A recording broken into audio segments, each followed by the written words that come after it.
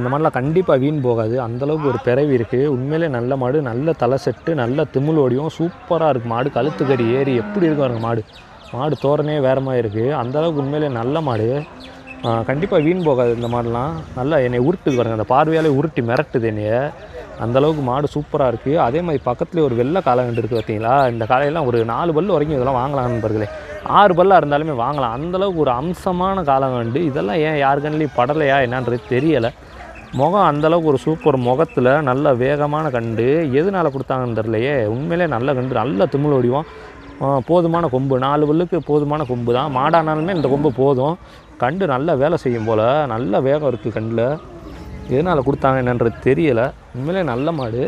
ஆனால் கால் எரியுமா என்னன்னு கேரண்டி கொடுக்க முடியாது. ஏன்னா சொல்ல முடியாது. இந்த மாட்டில் ஒன்று கால் எரியிற மாதிரி தெரியலை. அப்படி ஒரு வேளை அந்த மாட்டோட ஓனர் இந்த வீடியோ பார்த்துக்கிட்டிங்கன்னா அது என்ன செயல் செய்யுன்றதை நீங்கள் கமெண்ட்டில் சொல்லிட்டு போங்க. நானும் தெரிஞ்சுக்கிறேன், மற்றவங்களும் தெரிஞ்சுக்குவாங்க.